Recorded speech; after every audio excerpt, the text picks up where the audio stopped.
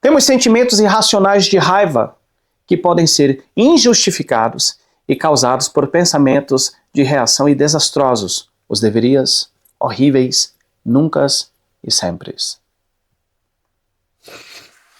Nós justificamos a raiva, todos os sentimentos alucinados que alguém sentiria se alguém fizesse aquilo com ele ou ela.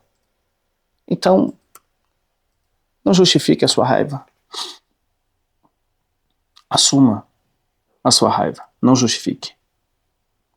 Muitos de nós vivemos em um verdadeiro dilema com a nossa raiva, principalmente de pertencermos a um sistema familiar que diz não sinta, principalmente não sinta raiva. Nós aprendemos 3 coisas numa família disfuncional. Não sinta, não confie e não fale. E as escrituras vão totalmente contra esses mandamentos de uma família disfuncional, quando ela diz, confessai os vossos pecados uns aos outros. Quando eu vou até você e confesso, eu vou contra a lei do não fale. Quando eu vou até você e confesso, eu vou contra a lei do não confie. Quando eu vou até você e confesso e falo dos meus sentimentos, eu vou contra a lei do não sinta. Se eu não sinto, eu me torno sensível. Se eu não confio, eu me torno desconfiado. Se eu não falo, eu me torno uma pessoa emudecida. Então eu não ponho para fora o que eu preciso pôr, eu vou azedar, eu vou ficar com mal-estar, como um vômito que você não põe para fora, você engole, eu vou ficar com mal-estar, eu vou ficar com dor de cabeça, tá? Isso fala de tormento, isso fala de mal-estar, isso fala de não ficar bem porque eu vou engolindo, não falo. Isso vai gerar doenças psicossomáticas, como eu já citei aqui alguns exemplos. Tá? Se eu não confio, eu vou me tornar uma pessoa não relacionável. E se eu não sinto, eu me torno uma pessoa insensível. Que tipo de pessoa eu vou me tornar? Insensível? Eu posso me tornar um psicopata. Eu não falo, eu vou me tornar uma pessoa adoecida, enferma. Eu não sinto, eu não confio, vou me tornar uma pessoa totalmente desconfiada. Como é que eu vou relacionar? Como eu vou interagir? Como eu vou conversar? Que tipo de pessoa eu vou me tornar? Eu vou me tornar um ser selvagem. Adoecido, tóxico, doente. Isso não é viver, isso é sobreviver. Será que vale a pena mesmo? Eu gosto muito do confessar os nossos pecados uns aos outros. E orar uns pelos outros, para que sejais curados. Esse versículo vai contra os 3 mandamentos de uma família disfuncional. Não sinta, não confie e não fale. Fale, sinta e confie. Não confie fazendo dessa pessoa o seu Deus. Dê crédito. As pessoas merecem crédito. A sua fé, quem merece é o Senhor. Direcione sua fé para o Senhor. Direcione crédito para o seu semelhante, para o seu próximo. Não perca a oportunidade de ter amigos. Não perca a oportunidade de abrir o seu coração. Se você tem dificuldade de ter amigos ou de abrir o coração com alguém, faça terapia então. Se você tem um discipulador confiável, maduro, com realmente chamado para isso, um chamado pastoral, vá até o seu discipulador. Se você tem um pastor que realmente exerce essa função de pastor, procure-o. Mas não sujeite a essas 3 regras de uma família disfuncional, esses 3 mandamentos. Não confie, não sinta, não fale. Quem tem a perder é você. Quando as pessoas nos perguntam o que está errado, quantas pessoas já não te perguntou isso? O que está de errado? Alguma coisa errada? Nós retesamos e dizemos, nada. Estou bem, obrigado. Alguma vez você já disse isso? Quando alguém perguntou para você, tem alguma coisa errada com você? Você está bem? E você fala, não, você retesa. Não, estou bem, obrigado. Alguma vez você já disse isso? Põe lá nos nossos comentários. Luiz, várias vezes eu falei isso, quando na verdade eu não estava bem. Você sabe o que é isso? Você está sujeito aos 3 mandamentos da família disfuncional. Não sinta, não confie e não fale. Você está perdendo a oportunidade, na verdade, de ser curado. Não minta. Quando você diz que está tudo bem, é claro que você não vai dizer para qualquer um que não está legal. Eu tive um paciente que ele falou assim, para as pessoas lá fora eu digo que está tudo bem, mas para você eu digo, está tudo mal. Por que isso? Porque ele também não vai falar, até porque uma pessoa pública não vai falar para todo mundo que assim, ele não tá legal. Não. Vai falar para pessoas confiáveis, ele vai fazer o social. Tá tudo bem? Aquela pergunta de sempre. Olá, como está? Boa tarde. Tudo bem? Como vai a família? É uma introdução a um diálogo. Mas dependente, se você tiver uma boa intimidade com essa pessoa, você pode abrir o coração com ela, mas não, você vai responder o social porque você não tem satisfação dada na sua vida. Oh, tudo bem, graças a Deus. Então você está respondendo a ela socialmente. Tá? Não perca a oportunidade. Não sujeite essas 3 regras, elas são mortíferas. Não confie em pessoas que nunca ficam com raiva. Sabia disso? Não confie.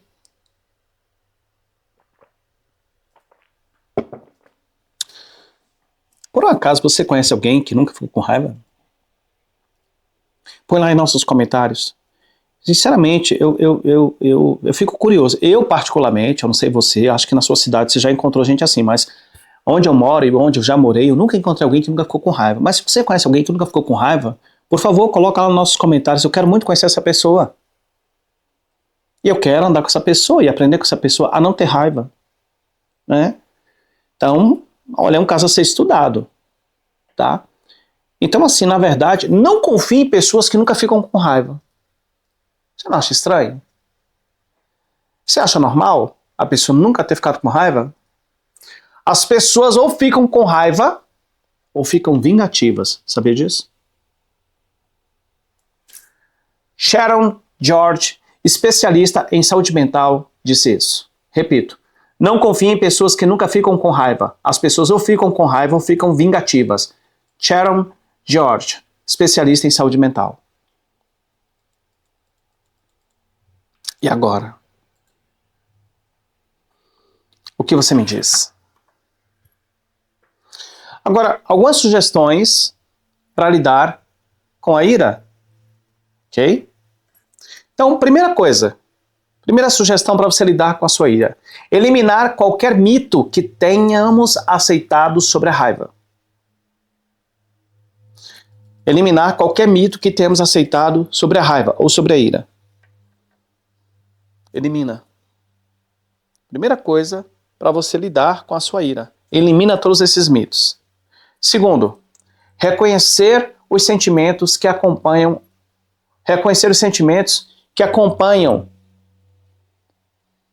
esse sentimento de ira. Reconheça quais sentimentos vêm junto com a ira. Porque não vem só a ira, vem outros sentimentos juntos.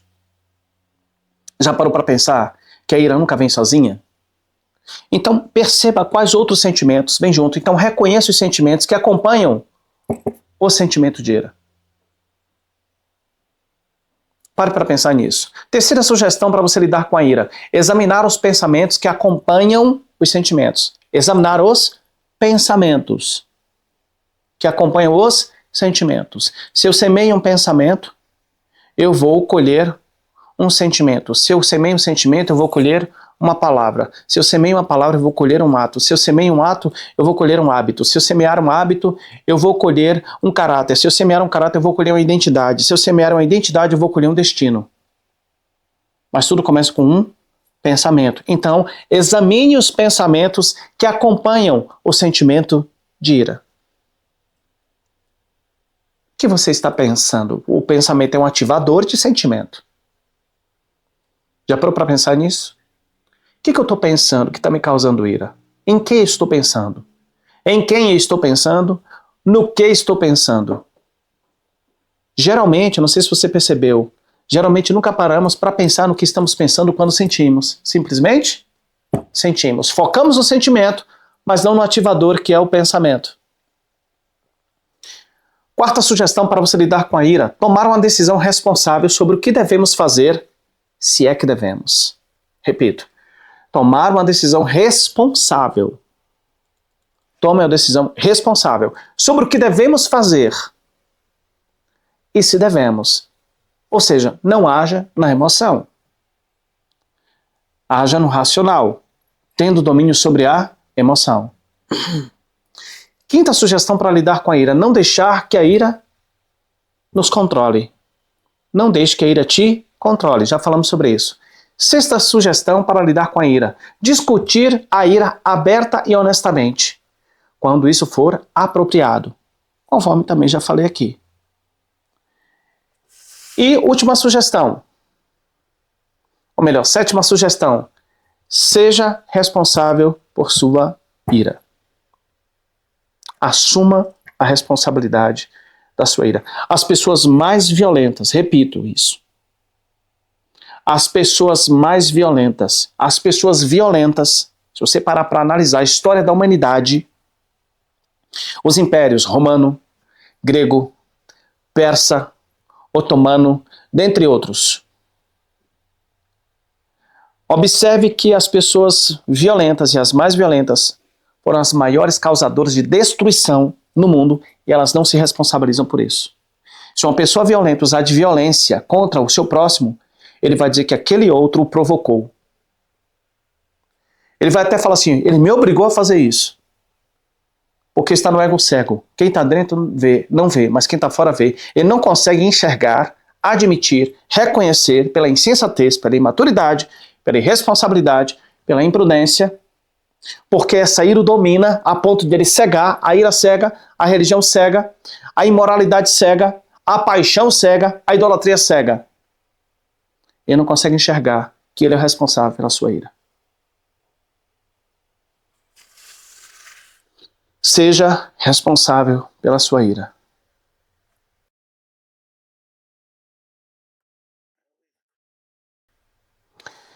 Efésios capítulo 6, versículo 4 diz o seguinte: Pais, não provoqueis a ira. Outras traduções dizem: Pais, não irritem seus filhos. Antes, criam-nos segundo a instrução e o conselho do Senhor. Veja bem, gente. Nós somos muito bons aos que têm filhos, aos que já são pais, muito mais do que meros genitores. Nós somos muito bons em fazer a seguinte afirmação: honra teu pai e tua mãe para que se prolongue o teu dia de vida na terra. Aí o esperto do filho fala assim, mas também está escrito, pais, não provoqueis a ira dos vossos filhos. Bem, eu penso o seguinte, se isso está escrito é porque existe uma consequência. Aqui é o mandamento, pais, não irritem, não provoquem a ira dos vossos filhos. Antes, criam-nos segundo a instrução, o ensino e o conselho do Senhor. Não é bom provocar a ira dos filhos. A história da humanidade está repleta de desastres de pais que fizeram isso e se deram muito mal. O caso Richthofen, por exemplo. Já vou falar de parricídio. O nome é típico, né? Esquisito. Parricídio, o que é isso? É quando um filho mata um pai. Matricídio é quando um filho mata uma mãe. Então chama de se parricídio e matricídio. Não estou dizendo que seu filho é um homicida, não é isso. Mas eu estou te falando do que está escrito. Pais, não provoquem a ira dos vossos filhos. Não provoquem. Não tem intenção de. E se isso está escrito, gente, é porque tem uma consequência. Ou seja, vamos respeitar os nossos filhos, não vamos ultrapassar os seus limites. Eles têm limites, eles têm dignidade, integridade e liberdade. Assim como um líquido derramado dentro de uma garrafa de plástico não lhe dá forma e nem peso, o filho precisa que seu pai ou a filha, quando eu digo filho, estou falando no sentido tanto menina como menino, tá? Repito, assim como um líquido derramado dentro de uma garrafa de plástico não lhe dá peso e forma, o filho ou a filha precisa que seu pai derrame em sua alma algo substancial, ou seja, instrução e orientação sobre a vida. Senão ela vai se tornar como que um vasilhame, uma garrafa de plástico vazia. Leve, sem peso, sem firmeza, sem expressão e facilmente levada por ventos, inclusive ventos de doutrina. Sem peso, sem resistência, sem firmeza. Isso é o que acontece quando um pai é ausente na vida de um filho.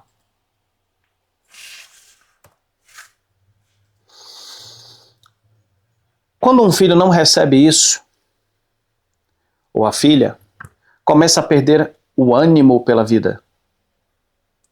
Se sente mal sobre si mesmo, acha que sua vida não está indo a lugar nenhum, e fato, não está, e começa a sentir raiva interior. Por quê? Porque julga injusto a consequência de ter esses sentimentos. Esses sentimentos, tá? Veja bem, vou repetir aqui para vocês, ó. Assim como um líquido derramado dentro de uma garrafa de plástico não lhe dá peso e forma, o filho ou a filha precisa de um pai que derrame em sua alma algo substancial. Instrução e orientação sobre a vida. Tá? O que eu estou lendo para você aqui são os meus slides dos meus seminários que eu ministro na minha escola e nas igrejas que me convidam para. Ok? Se isso não acontecer, se esse pai não fizer isso, como eu falei, ele vai se tornar sem peso, ele vai se tornar sem expressão, ele vai se tornar vulnerável. Então, quando o filho ou a filha não recebe isso do pai, começa a perder o ânimo, ele cai numa poção de morte, ele começa a perder o ânimo, a disposição, a motivação, a alegria, o propósito de viver. Porque ele não vê sentido na vida. Gente, pai é destino, mãe é relacionamento. A ausência materna causa danos nos relacionamentos. A ausência materna vai gerar danos na nutrição, na organização, no vínculo, no afeto, no consolo, na percepção, na sensibilidade, no senso de justiça, no ensino. Ele vai ter problemas de relacionamento. Feridas paternas vai gerar danos no destino de um filho e na identidade. Quando um filho não recebe isso de um pai ou uma filha, começa a perder o ânimo, ele começa a perder a motivação de viver. Aí a depressão. A geração Z foi a geração que marcou a história da humanidade, não porque simplesmente é uma geração Z totalmente diferente das demais, mas como a geração que mais praticou suicídio na história da humanidade. Na minha opinião, a geração mais vazia, mais infeliz, a geração internet, para você entender melhor. Foi a geração que mais praticou suicídio, automutilação. A geração mais ansiosa, a geração mais suicida, a geração mais solitária, a geração cabeça oca, a geração que nasceu de 2000 para cá. Para você entender a geração Z. A geração cabeça oca, a geração pescoço de texto, a geração sem caligrafia, a geração que conseguiu ser onipresente através de um portal chamado celular, onde tem acesso infinitamente ao mundo, ao fantástico mundo infinito de conhecimento, de acessos, de tudo que ele puder e quiser alcançar. É um portal. A geração que não tem caligrafia, a geração que conseguiu criar um alfabeto, conseguiu criar uma linguagem, a linguagem abreviada. Geração que mal sabe falar português, geração que não consegue ficar 5 minutos calada, em silêncio, não consegue. Geração inquieta, geração instantânea. A geração Y é a geração micro-ondas. Essa é a geração, gente, café solúvel, bateu, dissolveu. Geração que não está preocupada em casar, está preocupada em casar, mas assim, quer ficar, não quer compromisso. Geração totalmente fragmentada na sua identidade, inclusive pela intensa vida irresponsável e imoral, sexualmente falando. Geração que promoveu muito divórcio. A geração Y promoveu o morar juntos. Mas a geração Y, promotora de divórcio. Não conseguem permanecer. Não conseguem ficar 5 minutos sem falar. Não conseguem ficar 45 minutos prestando atenção em uma mensagem, se dá uma olhadinha. Geração que fala 3 línguas. Geração que com 18 anos já é milionária. 20. Geração dos aplicativos e startups. Geração que não está pensando em profissões como do passado, direito,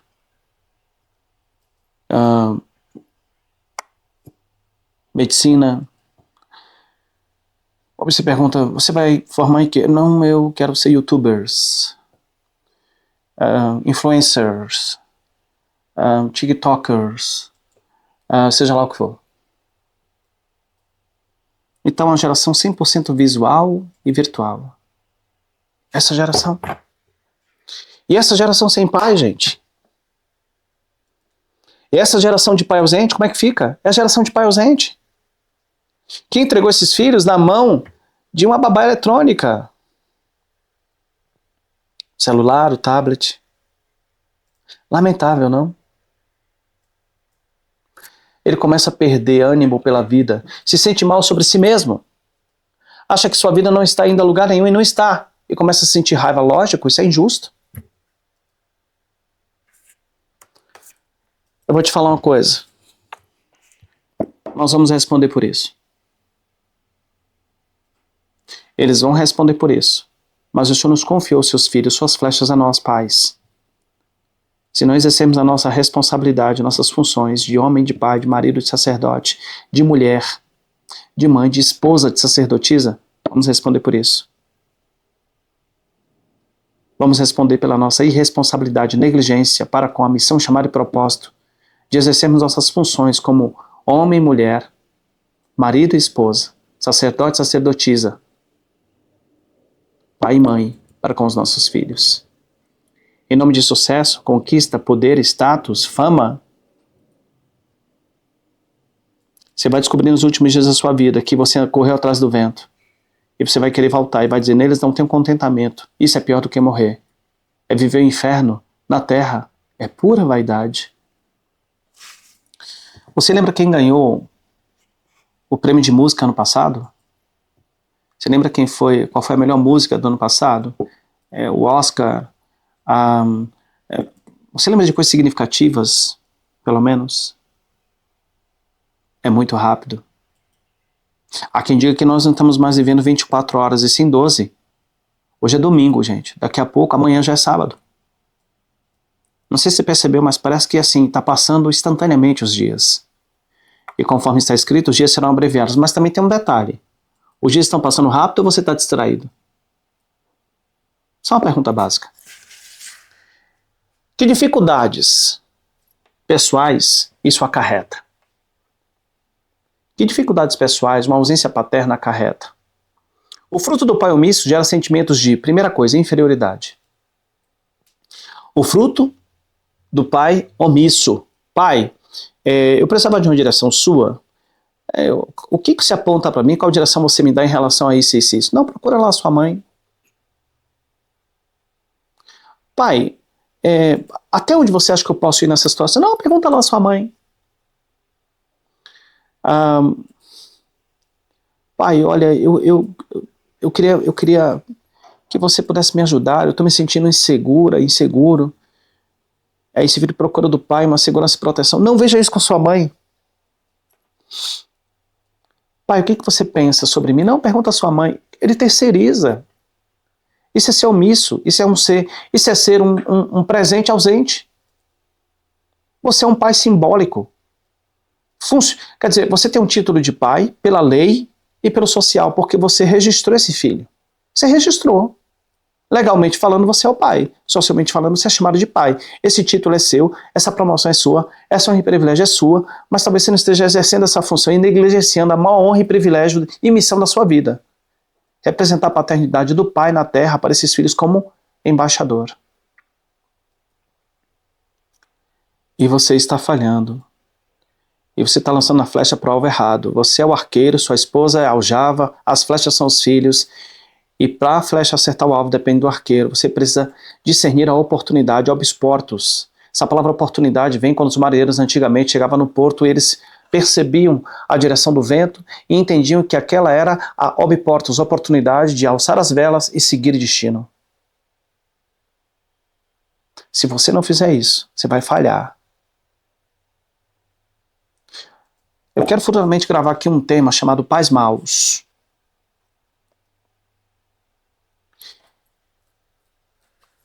Para a gente entender, os nossos filhos entenderem o que é os pais maus e o que é os pais bons. E talvez cheguemos à conclusão que parece que esses pais bons não são tão bons assim. E esses pais maus não são tão maus assim. Parece que, na verdade, os pais maus são bons ou os bons são maus. E agora? O que é ser pais bons e pais maus? Depende do ponto de vista, da cosmovisão, do conceito, da situação, da circunstância, enfim. Mas eu vou te falar uma coisa. Exerça a sua paternidade. Quais dificuldades, que dificuldades pessoais isso acarreta na vida de um filho? O fruto do pai omisso gera sentimentos de inferioridade. Luísa tem um sentimento de inferioridade. É provável que o seu pai foi omisso, principalmente afirmar sua identidade. Luísa tem um sentimento de incompetência. Essas são as dificuldades que acarreta na vida de um filho quando o pai é ausente. E quando eu digo filho, não esqueça, você é avô, mas você nunca deixou de ser filho. Você é pai, mas você nunca deixou de ser filho. Não estou falando só dos seus filhos, estou falando de você também que é pai, você também que é avô, talvez você já seja até bisavô. Você nunca vai deixar de ser filho. E se os seus pais foram ausentes, esse é o sentimento que vem. Essa é a dificuldade pessoal que acarreta quando um pai é ausente. Sentimento de inferioridade e de incompetência. Você não consegue se enxergar competente.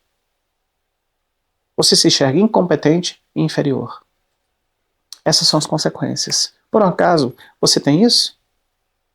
Põe lá nos comentários, Luiz, eu tenho um sentimento de inferioridade infeliz.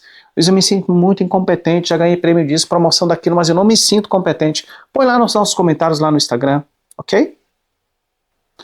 Então eu quero apresentar para você algumas ilustrações diante de tudo que nós estamos falando, né? Então, vamos pensar. Essas são as dificuldades quando nós, dentre tantas, sabe, assunto de paternidade, gente, é um assunto muito vasto. Vamos entender que o maior problema da humanidade está na desconexão com a paternidade. Por que será que Malaquias capítulo 4, último livro, último capítulo, último versículo, Malaquias capítulo 4, versículo 6, ele termina com a seguinte palavra: a velha aliança encerra-se com essa, justamente essa, dentre tantas, mas justamente com essa palavra: e converterei, inclinarei o coração dos pais aos filhos, e dos filhos aos seus pais, para que eu, o Senhor, não venha, não é para que envie um anjo ou uma entidade, um demônio, para que o Senhor não venha e fira a terra com maldição. Maldizer é maldição. Na verdade, a maldição, apesar de que muitas pessoas não gostam dessa palavra, ok, você não gosta, tudo bem, o direito seu, mas está na Bíblia. De maldizer, de falar mal, para que o Senhor não venha e fira a terra. Terra fala de pessoas, fala de rua, fala de bairro, fala de casa, fala de estado, fala de região, fala de nação. Do pó viestes, ao pó retornarás. Tá? Então, assim, para que o Senhor não venha e fira a terra com maldizer, com maldição, com falar mal, eu vou converter, inclinar, fazer voltar o coração dos pais, primeiro personagem, primeiro sujeito que aparece é os pais, aos filhos, segundo personagem que aparece é os filhos. Então nós temos aí, dois personagens, nós temos aí dois sujeitos, os pais e os filhos, né, figurantes dentro dessa história. Então vamos lá, e converterei o coração dos pais. Por que os pais? Porque esse sujeito vem em primeiro lugar, porque eles são referenciais, eles são diferenciais, porque eles chegaram primeiro. Então eu farei inclinar o coração dos pais, daqueles que chegaram primeiro, do exemplo que devem ser e ser dado, destes que são os seus antecessores. Eu converterei e farei inclinar o coração dos pais, dos exemplos, aos filhos. E dos filhos aos seus pais. Então, e dos filhos aos seus pais, isso comunica um reflexo. E farei voltar, inclinarei e converterei o coração dos pais. Primeiro sujeito, os pais. Como disse, os pais são referenciais e diferenciais. Chegaram primeiro. São exemplos e devem ser. Infelizmente, nem sempre é um bom exemplo, mas ele deve ser um bom exemplo, porque ele é representante do pai na terra. Ele é a imagem paterna do pai na terra. E converter o coração dos pais aos filhos. Aí aparece o segundo sujeito. E dos filhos aos seus pais. Esse dos filhos aos seus pais se fala de um refletir. Então, quando os pais convertem o coração aos filhos e os filhos convertem o coração aos seus pais, há um reflexo. Esses filhos, eles refletem essa ação dos pais como uma reação de converter também os seus corações aos seus filhos.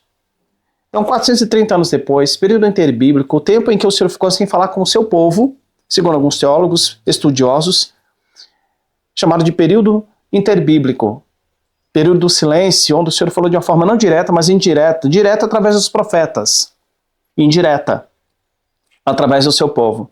A nova aliança, depois de 430 anos, período interbíblico, a nova aliança começa com o batismo de João. A nova aliança também começa com essa mesma palavra que foi encerrada a velha aliança há 430 anos atrás. Então a velha aliança termina com essa palavra de Malaquias capítulo 4, versículo 6, e converterei o coração dos pais aos filhos e dos filhos aos pais.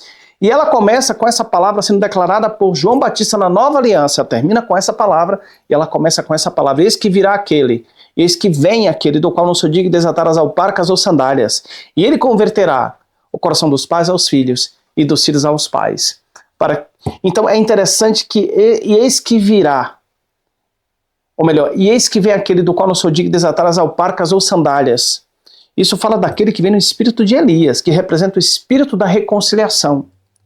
O segredo do avivamento, gente, não está em uma visão, em uma teoria, não está em uma experiência que alguém viveu no seu país. Tá? A experiência é algo particular, a experiência é algo peculiar, a experiência é algo pessoal. Então, infelizmente, nós pegamos a visão de alguém e estabelecemos uma doutrina. A visão foi para aquela pessoa, de acordo com o propósito do Senhor, para aquela pessoa, para aquela denominação, para aquela rua, para aquele bairro, para aquela cidade, para aquele estado, para aquele país. Tá? Então, nós não podemos ser uma nação de marolas, que vive de marola. A marola vem, faz aquele volume, depois ela desvanece. Não. O segredo do avivamento não está em uma fórmula, não está em uma regra, não está em uma experiência de alguém, não está na visão de alguém. O segredo do avivamento, e o avivamento está dentro de mim e de você, está na reconciliação entre pais e filhos e pais. A reconciliação das gerações é o nosso objetivo como escola. O batismo de João era muito mais do que um mero batismo ritualístico, religioso e cerimonial. Era a conversão do coração dos pais aos filhos e dos filhos aos pais, que fez com que o céu se abrisse e Yeshua viesse em pessoa para aquele batismo e o Espírito Santo repousasse sobre ele em forma corpórea de pomba. Era em nome do Pai, do Filho e do Espírito Santo. Alguma novidade nisso? Nenhuma. Mas esse nome do Pai, do Filho e do Espírito Santo, como eu disse, não é um mero batismo ritualístico, religioso, cerimonial. Não, era a invocação dos céus para a terra. Era uma invocação. Em nome do Pai, do Filho e do Espírito Santo. Então, alguns teólogos estudiosos afirmam que os pais, quando iam batizar com João, ao participarem desse batismo de João, às margens do Rio Jordão, eles confessavam seus pecados publicamente, pedindo perdão aos seus filhos. Agora imagina, você num batismo de igreja e os pais confessando seus pecados publicamente, pedindo perdão aos seus filhos. O escândalo do nosso arrependimento tem que ser maior que o escândalo do nosso pecado. Vamos celebrar, gente. Vamos dar ênfase. Vamos ficar impactados, chocados, não é pelo pecado do irmão, é pelo arrependimento. Não é procurar o problema, mas a solução. Os filhos surpresos, maravilhados, impactados com esse ato dos pais de se humilharem, de se exporem, de se tornarem vulneráveis, de denunciarem seus próprios pecados, de quebrar o pacto com o oculto, jogando por terra a sua rebelião, o seu orgulho, eles confessavam diante dos filhos publicamente. Esses filhos, por sua vez, refletiam isso, decidiam batizar-se, e ali eram batizados em nome do Pai, do Filho e do Espírito Santo, e confessavam seus pecados publicamente, pediam perdão aos seus pais. Você já viu um batismo desse no Brasil? Já ouviu falar de algum batismo desse no mundo?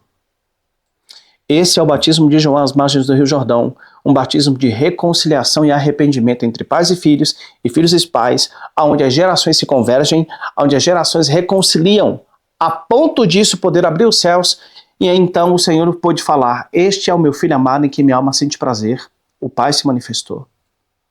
Diante desse ato do Pai, confessar para o Filho, o Filho para o Pai. E Yeshua veio em pessoa para esse batismo. E ele pôde se aproximar então e sujeitar a autoridade de João Batista, como aquele que batizava, como profeta, respeitando e dando exemplo de submissão à hierarquia. E ele, por sua vez, se sujeita, não tendo pecado, ele sujeita ao batismo para dar exemplo de submissão e de autoridade, e pôde se aproximar daqueles que estavam renunciando e confessando seus pecados.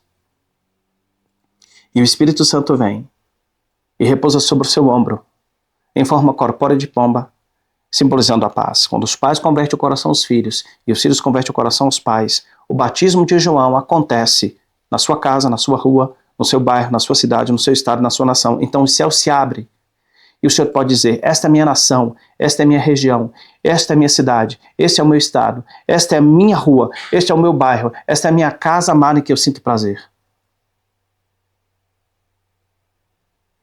Yeshua vem neste local. E o Espírito Santo vem e se manifesta, estabelecendo a paz. Esse é o segredo da reconciliação.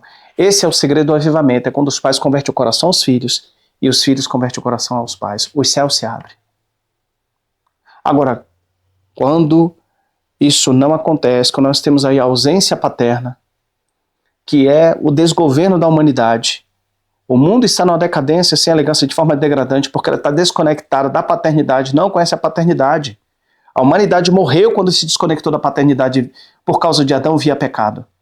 A humanidade passou a ter vida, e vida abundante, e vida eterna, tendo essa oportunidade de vida eterna dada por aquele que veio como filho, e todo filho tem um dom salvífico, e este, por sua vez, pagou a conta por nós, deu sua vida por nós, levando sobre si nossas enfermidades, dores, transgressões e maldições. Ele nos reconcilia, ele paga a nossa dívida, ele apaga os nossos pecados, que a única coisa que poderia apagar pecados é sangue, e com o seu sangue, ele lava, ele limpa, ele remove os nossos pecados. Fomos inocentados pelo sangue, reconciliados com o Pai, nos tornamos filhos por adoção. Aí sim, a humanidade tem esperança e pode ter paz. Mas quando não temos essa figura paterna presente, como eu disse, as dificuldades pessoais que isso acarreta, inferioridade e competência. Agora, algumas ilustrações que eu quero citar aqui para você. Algumas dicas, algumas ilustrações que eu quero te dar aqui como exemplo. Alguns homens da igreja confessaram que procuravam entrar na polícia enquanto jovem para tratar os outros com o mesmo autoritarismo que foram tratados pelo próprio pai. Sabe qual é o nome disso? Comportamento de repetição externa. Olha a estratégia. Alguns homens da igreja confessaram que procuravam entrar na polícia. Quando nós estudamos sobre o caráter paterno do pai na sociedade, a polícia, ela tem um caráter paterno. Por quê? Ela põe limite. Por quê? Porque ela protege. Por quê? Porque ela simboliza e é sinônimo de segurança e proteção. Então, a polícia tem esse caráter paterno. Então, olha só a estratégia e a fuga desses homens em buscar segurança em uma instituição que tem caráter paterno, mas com a proposta vingativa de infligir em outros o que eles sofreram. Esse é o problema da ira. Ou você fica irado, ou você fica vingativo.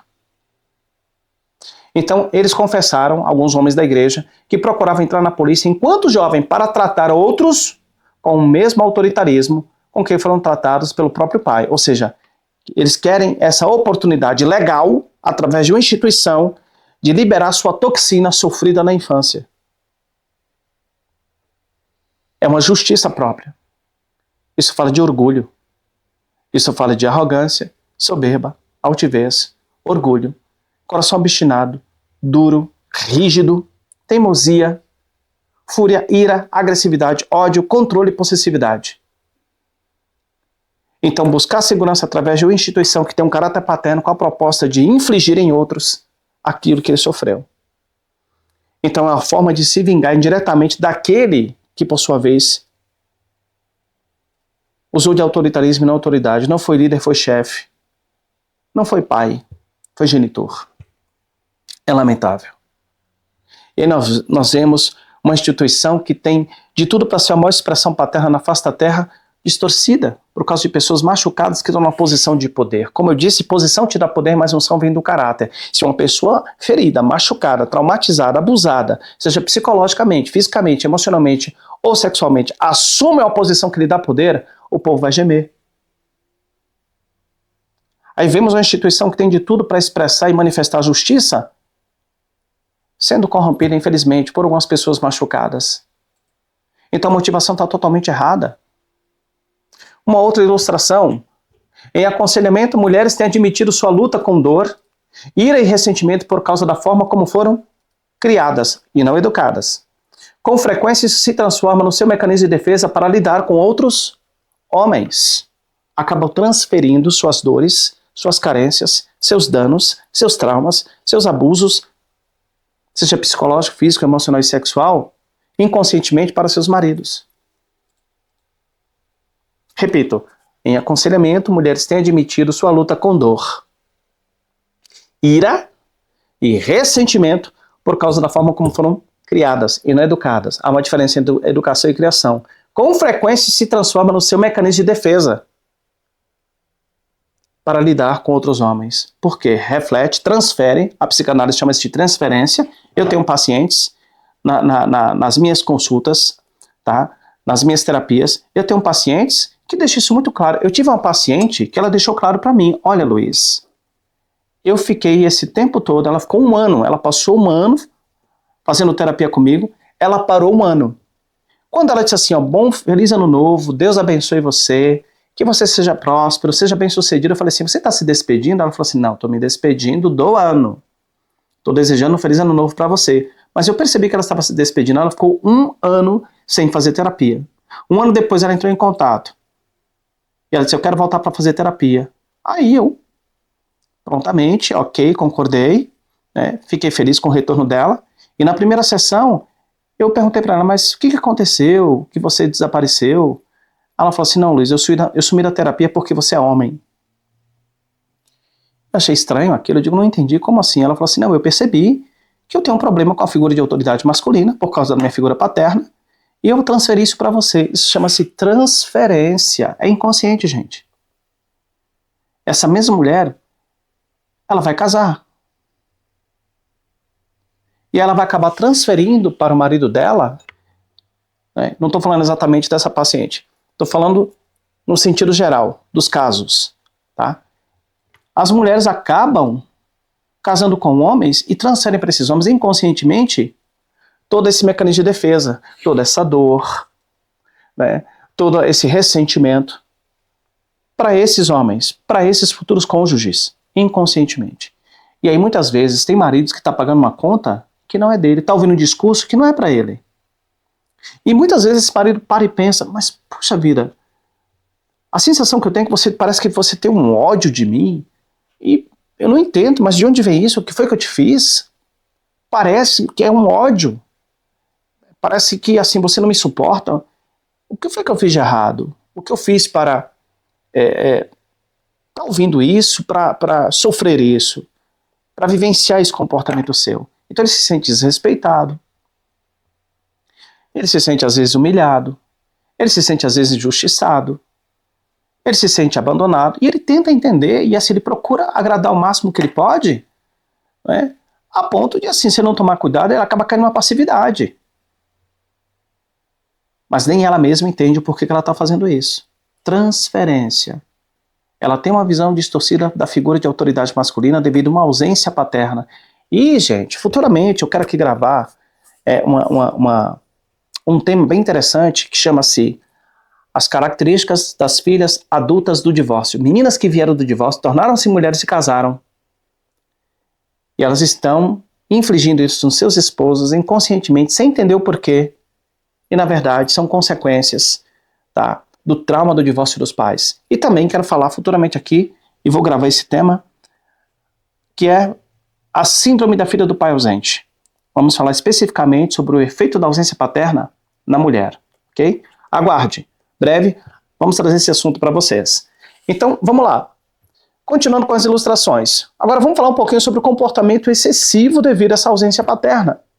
Então, vícios servem para anestesiar a dor.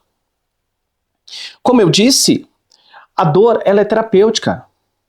A dor ela não é ruim. E ela é boa porque ela é ruim, seria melhor se fosse pior. A dor é uma amiga carente.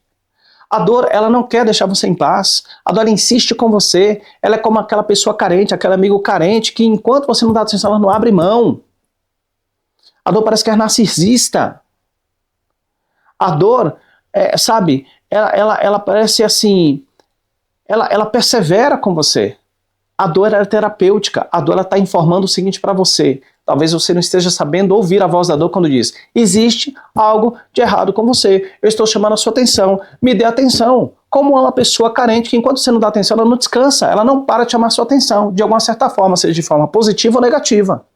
É aquele filho que você não dá atenção, não fala a linguagem de amor dele. Então, se ele não consegue chamar a sua atenção da melhor maneira, ele vai fazer alguma coisa que vai chamar a sua atenção. Seja quebrar um objeto, seja derrubar alguma coisa. Mas de alguma certa forma ele vai tentar chamar a sua atenção. Às vezes ele começa a se machucar do nada, ele está chamando a atenção. Então a dor é assim, é como a luz no painel de um carro que está ali piscando. Enquanto você não der a devida atenção, não checar o que está acontecendo com o carro vai deixar você na estrada. Toda dor exige de você um desabafo. Então quais são os meios para curar a dor? Viver a dor, encarar a dor, sentir a dor, entender a sua causa, definir essa dor, expressar com lágrimas e palavras e abrir mão dela. É um processo. Então vícios servem para anestesiar a dor. Quando eu não encaro a minha dor, quando eu não lido com ela, e o único meio de você poder parar de estar sofrendo com essa dor crônica é você vivê-la. Você fugiu até hoje. Deu jeito? Resolveu?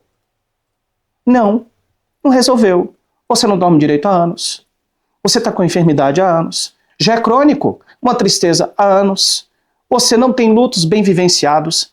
Você tem lutos que você nem sabe, mal vividos. Então o que é que você faz? Porque você não sabe lidar com a dor e vê-la como inimiga. Você busca vícios. Só que todo vício, você só tem acesso ao fantástico mundo dos vícios quando você passa por uma vergonha tóxica. E a ausência paterna é por demais toxicamente vergonhoso. Então, vícios servem para anestesiar a dor. Como eu não sei lidar com a minha dor, como eu não tenho coragem, como eu não quero querer decidir em meu livre-arbítrio encarar a minha dor, entender que o único meio de eu poder me livrar da dor ao qual já estou acostumado, e por sua vez eu sinto até prazer nela, o que faz de mim masoquista, é encará-la. Então eu não quero encará-la. Então o que eu faço? Eu busco um remédio, eu busco uma melhora, eu busco um paliativo, eu busco um prazer. Então assim, não curou, melhorou. Parece que nós gostamos mais da melhora do que da cura. A sua dor está com a nota 10, ela vai para 7. Ah, melhorou. Então parece que assim, parece que o melhorar é sinônimo de curar. E não é. Melhorou, mas não curou. E o que você quer? Melhora ou cura? Mas para a cura é necessário mudança. A questão é, eu quero mudar? Eu quero querer passar pela crise? Eu quero querer encarar minha dor para me ver livre dela? Ou já fiz dela um estilo de vida? Minha dor de estimação? Ou eu já comecei a, como meio de sobrevivência, sentir prazer nela? Isso é um masoquismo, como eu disse. Então, o que você faz? Você começa a doses homeopáticas de vícios. Para quê? Aliviar a dor, anestesiar a dor. Só que a anestesia passa e a dor retorna. Ela não vai embora. Então, vícios servem para anestesiar a dor. A pessoa acaba reprimindo a dor. É só você observar o índice de alcoolismo no Brasil. Já parou para fazer um levantamento? O alcoolismo é um exemplo de um vício com a proposta de adormecer, de anestesiar a dor, se livrar dela por um tempo. Mas depois ela volta novamente. O que você quer? Melhora ou cura? Coloca lá nos comentários. Luiz, olha, eu acho que eu prefiro assim a melhora. Ou você tem medo de ser curado? Será que você sabe lidar com a sua cura? Será que você está pronto para ser curado? Será que você quer ser curado? Será que você se permite ser curado? Põe lá nos comentários. Eu quero te ouvir. Sentimento interior de perda. De ser incompleto. A ausência paterna, ela causa essa sensação. Sentimento interior de perda. Gente, qual é o indicativo que eu tenho esse sentimento interior de perda, Luiz? Tristeza. A tristeza é um sentimento de perda. Ninguém quer perder e toda perda causa dor. Sentimento interior de perda. Então, isso é uma consequência de ausência paterna, de ser incompleto. Está me faltando algo, porque quem afirma a identidade é pai. É uma peça fundamental. Olha só o que um ator famoso da década de 80, né, até um pouco ali de 90, e depois ele aposentou. Né, mas muito forte ali na década de 60, 70, até 80. Olha o que esse ator ele fala sobre seu pai. Ele traz a seguinte declaração. Meu pai era o chefe da delegacia de polícia. Quando ele entrava na sala, todo ar e luz saíam. Olha só. Quando o pai dele entrava em casa, ou quando o pai dele chegava da delegacia, a sensação que dava é que parece que ficou apenas uma fase de luz, com aquela penumbra. Também era o impacto da presença dele que mudava a dimensão da casa. Todo ar e luz saíam, todo ar e luz dava essa sensação de sufocamento, né? De lugar assim difícil, pesado. E ele diz, tem um ditado no sul que ninguém é homem até seu pai lhe disser que é. Isso significa que um dia, quando você estiver com 30, 40 anos, esse ator americano falou isso, 30, 40 anos, que assim, para mim, isso é inconcebível, e dizem que estão querendo estender a adolescência até 35 anos, eu não sei onde isso vai parar, ok? Então, ainda bem que eu não sou desse tempo, tá? 30, 35 anos de adolescência, gente, como é que vai ser isso? Então, ele diz, isso significa que um dia, quando você estiver com 30, 40 anos, aquele homem que você mais respeita e mais ama, colocará os braços ao seu redor e lhe dirá, olha a afirmação paterna, você é um homem agora. Mas comigo isso não aconteceu, disse esse ator. Por dentro eu estava perdido, pela maior parte da minha vida eu não conectava, eu era incompleto. Eu não sabia, naquele tempo, que eu precisava saber agora. Burt Reynolds, revista Period. Esse ator americano, uma lenda, um excelente ator. Eu lembro quando criança assistindo os filmes dele na sessão da tarde. Um ator fantástico. Esse homem disse isso. Sensação de incompleto, de perdido. Essa é a consequência, principalmente, gente, no homem. Um relato dele, isso me chocou, né? Filhas necessitam se relacionar com o pai. O primeiro homem de suas vidas.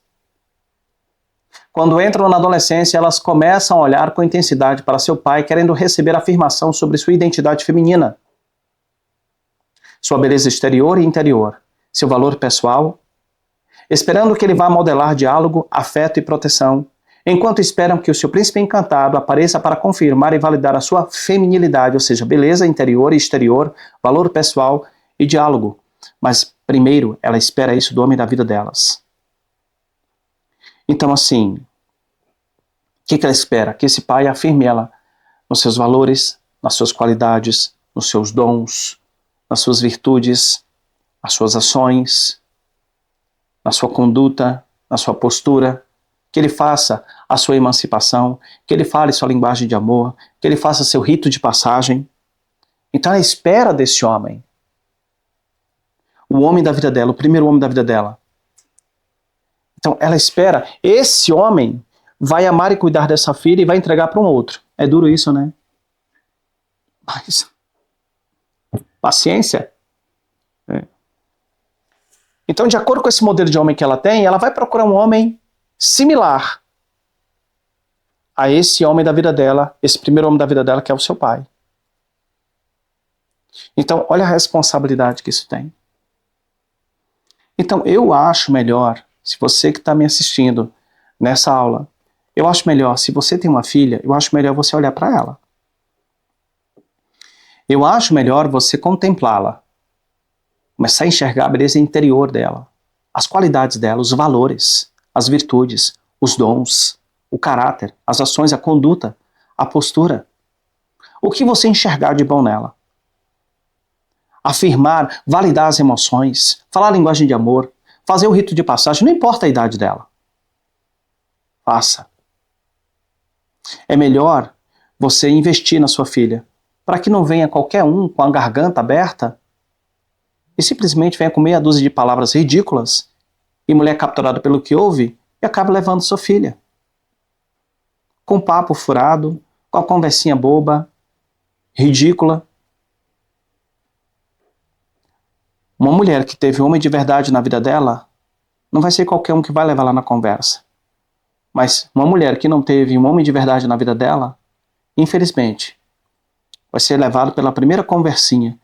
A primeira pergunta de uma mulher que não teve o homem da vida dela, que não teve o homem da vida dela, que falasse sua linguagem de amor, que afirmasse suas qualidades, seus valores, seus dons, sua conduta, suas ações, que não a emancipou. A primeira pergunta de uma menina dessa é: amor, você me ama? Ela vai perguntar para qualquer carinha. E o que você acha que o carinha vai responder? Claro que eu te amo, e vai pedir uma prova. E o duro, ela vai cair nessa. Para provar que o ama. E ele tira um proveito. Fala para mim que na sua cidade não tem garotas que caem nessa. Sabe por que muitas garotas caem nessa? Órfãs de pai. Muitas vezes presente e ausente. Porque o pai, ele não sabe apreciar. Sabe por que não sabe apreciar? Porque ele também não aprendeu a apreciar com o pai dele. Homens que as mulheres escovam o cabelo, faz reflexo no cabelo, pintam, fazem a sobrancelha, põe uma boa de uma maquiagem, põe uma roupa para ele provocante, põe uma bela roupa, uma roupa elegante, põe um bom perfume, sabe assim, dá um capricho na casa, na comida, na roupa, enfim. Assim, ela se expressa na nutrição, na organização, no vínculo, no afeto, no consolo, na percepção, na sensibilidade. Ela faz a sobrancelha e fica assim, ó, para ver se ele se liga. Ele já percebeu, ele viu que ela fez a sobrancelha, ele viu que ela está maquiada levemente ou mais assim, evidentemente. Ele viu que ela está com uma roupa diferente, mas ele não aprendeu a apreciar. Olha, gostei dessa roupa que você colocou. Uau, seu cabelo tá lindo hoje. Ah, você fez a sobrancelha, ficou ótimo. Mas não é falar para encher a bola, não. É falar por você observar e validar essa observação. Deixando claro que você percebeu. Você falar o que você pensa, dar sua opinião. Se você não gostou, fica calado. Mas se ela perguntar, você fala assim, olha, eu penso que assim fica melhor com você, cai melhor com você. Mas quando você não fala nada, é difícil. Dá uma sensação de que isso fere a estima, ela não se sente confortável, não se sente querida, desejada, não se sente aceita, acredita que tem algum problema com ela. Isso vai minando o casamento. E a filha espera isso de você, porque você é o primeiro homem da vida dela. Então, se você não quer que qualquer um carinha leve a sua filha, então acho melhor você começar a deixar claro o exemplo de homem com quem ela vai querer casar, e esse exemplo é você. Então fica aqui um conselho. Aprecie sua filha. Aprecie a sua esposa. É melhor você apreciar do que outros apreciarem. Então filhas necessitam se relacionar com o pai quando entram na adolescência. Né? Eu não acredito em adolescência. Elas começam a olhar com intensidade para seu pai, querendo receber afirmação sobre sua identidade feminina. Sua beleza exterior e interior. Ou você afirma a beleza da sua filha, interiormente e exteriormente, ou as redes sociais vai fazer isso por você, não tem problema. A moda vai fazer isso por você, as novelas vai fazer isso por você. E qual é o exemplo que nós temos aí? Então, presta atenção. Quem está arrastando hoje milhares de jovens? Quem são as figuras de autoridade? Quem são as figuras de influência que através das mídias sociais, através das redes sociais, através da mídia, através dos meios de comunicação, tem hoje sido esse pastor e essa pastora dos seus filhos? É a moda que tem afirmado o seu filho e a sua filha? É as redes sociais? É as novelas? O que tem feito a cabeça dos seus filhos? É dessa forma, então? Quem está discipulando os seus filhos? Você tem filhos para serem pensantes ou seguidores da última moda? Você nasceu para ser pensante ou seguidor da última moda? Eu sempre tive um conceito comigo, a minha moda eu mesmo faço. Porque não é uma moda que vai me afirmar quem eu sou, eu sei quem eu sou. Não é uma moda, não é um bem, não é o dinheiro, não é nada disso. Eu sei quem eu sou. O que eu estou fazendo aqui nesse exato momento faz parte de quem eu sou. Ela não diz quem eu sou, ela faz parte de quem eu sou. Então quem que vai ditar? Quem que vai pastorear seus filhos? Os youtubers? os influencers, cantores, cantoras, atores, atrizes, são essas pessoas? As redes sociais, a moda, as novelas, são essas pessoas? Olha, eu penso que os pais são os maiores responsáveis pelo caos social que nós estamos vivendo nos dias de hoje. Porque o homem e a mulher não estão exercendo suas funções e assumindo suas responsabilidades para com seus filhos. Isso tem um preço, você vai responder por isso. Arrependa-se antes que você chore lágrimas negras. Se isso não acontecer de forma natural e saudável, as filhas podem adotar diversos mecanismos de defesa para se autoproteger. Uma delas, uma das mais evidentes na sociedade atual, é vista no próximo ponto. Qual? Os homens vão para o homossexualismo. As mulheres vão para a promiscuidade. O que você escolhe?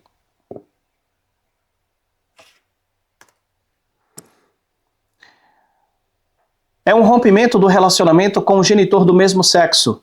O que, Luiz? O homossexualismo. O homossexualismo é um rompimento do relacionamento, é uma fratura com o genitor do mesmo sexo. O homossexualismo, então, se torna no nível adulto, um frustrado esforço erótico para recuperar aquela fratura. Repito, é um rompimento do relacionamento com o genitor do mesmo sexo. O homossexualismo, então, se torna, no nível adulto, um frustrado esforço erótico para recuperar aquela fratura. Porque quando chega a 13 anos de idade, todo ser humano entra na fase genital, que nos acompanha até os últimos dias de nossas vidas. Então, o único meio agora de buscar suprir essa carência é erotizando a carência.